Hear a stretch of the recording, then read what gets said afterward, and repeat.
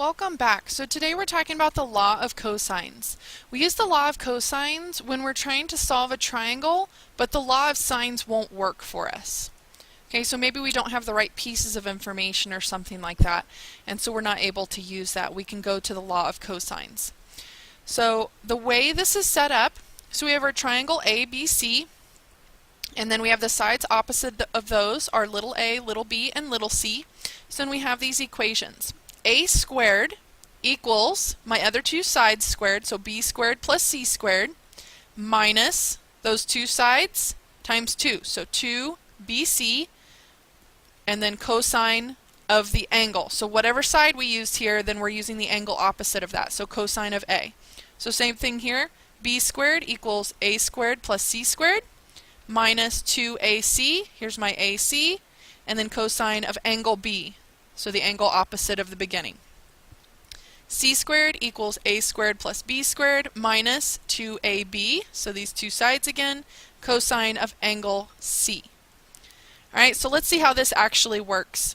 We're going to start with an example that we're using side angle side. We know side angle side, so the included angle.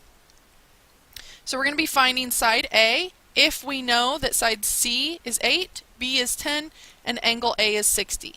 So a quick picture, just so you can visually see what's happening here.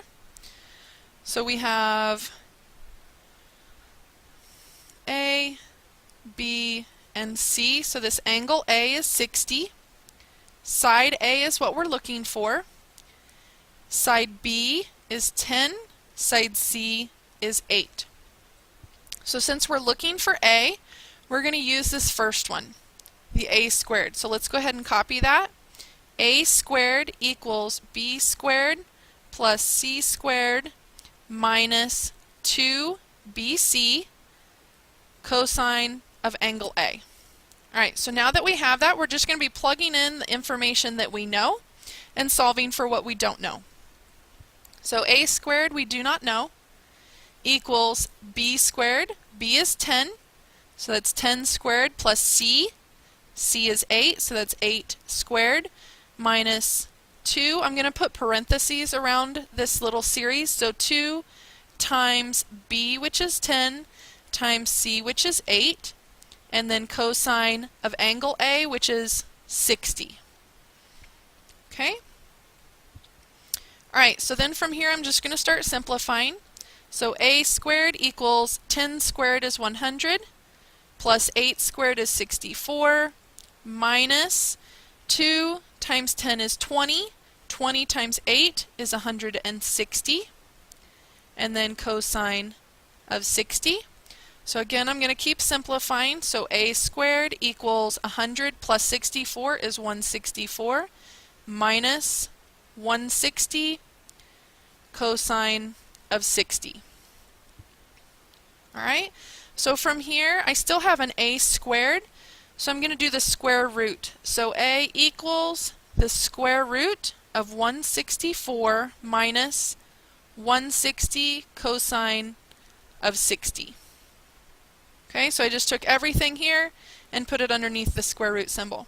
So now I'm going to grab my calculator and I'm just going to punch this into the calculator. So I'm starting with the square root, so control square root, and then I'm going to type in 164 minus 160, and then hit my trig button. I'm going to do cosine of 60, and then enter.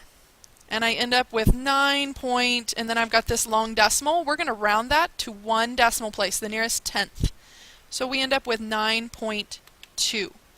So A is approximately 9.2. So then if we look over here at our picture, does that number make sense? Absolutely. It is in the same range with these others. We had a 10 and an 8, so that makes sense that that could be 9.2. Alright, great. Let's do another example. This time, I was on the wrong page there. This time we know all three sides. Give me 1 second here. I flipped to the wrong page. Sorry about that. My pages were stuck together there. I was on the wrong example. So our next example, we have side, side, side is what's known. So we know all three of our sides, and we are looking for an angle. We're actually looking for angle R in this case. So for this one, we're using the same idea as the example before, but we don't have A, B, and C anymore. Okay, so since we're looking for R, we want little r to be first, so it's r squared equals my two other sides, so that's going to be s squared plus q squared minus, this is where we have the 2 and then the two sides, so 2sq, and then cosine of the angle, so this is angle R. Okay? Alright, so again, we're just going to fill in the things we know, so I'm going to go ahead and label here, this is S, this is R, this is side Q. So R squared, we have 23 squared equals, S is 18, so that's 18 squared, plus Q is 37 squared minus, and then again, if you remember I put my parentheses around this series, 2 times S, which is 18, times Q, which is 37, cosine of R, and R is what I don't know, that's angle R. Alright, so then for this I'm just going to pull my calculator back out because I don't know what all of those are squared, so I'm just going to use the calculator. So 23 squared is 529, so 529 equals 18 squared, which is 324, plus 37 squared is 1,369, minus, we have 2 times 18 times 37 equals 1,332, and then cosine of R.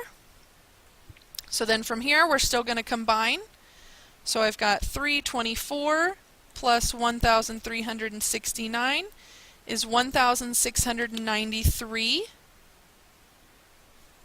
minus 1,332 cosine of R, and then the left is still the 529. So now I'm going to get rid of this 1,693. So I'm going to be subtracting that from both sides. So I have 529 minus 1,693. I get a negative 1,164. Negative 1,164 equals negative 1,332 cosine R. Okay, everybody with me so far? So now, since this is multiplied together, I'm going to divide by my negative 1,332.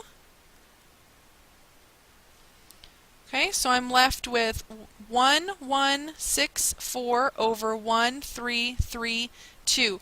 I have a negative on the top and a negative on the bottom. That means these both become positive. That crosses each other out.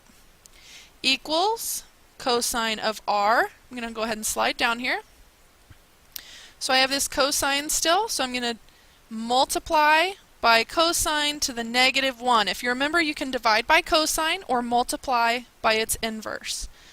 So this is cosine to the negative 1. So we have cosine negative 1 times 1,164 over 1,332 equals R. So I'm going to bring my calculator back out. I'm going to go to the inverse trig functions, cosine negative 1, and then I'm going to type in this fraction, 1,164 divided by 1,332, hit enter, and it gives me a decimal 29.08802. We're going to go to the nearest tenth again, so that would be 29.1.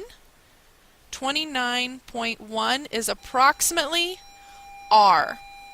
That's all I have for today. Have a great evening, and I'll see you in class tomorrow.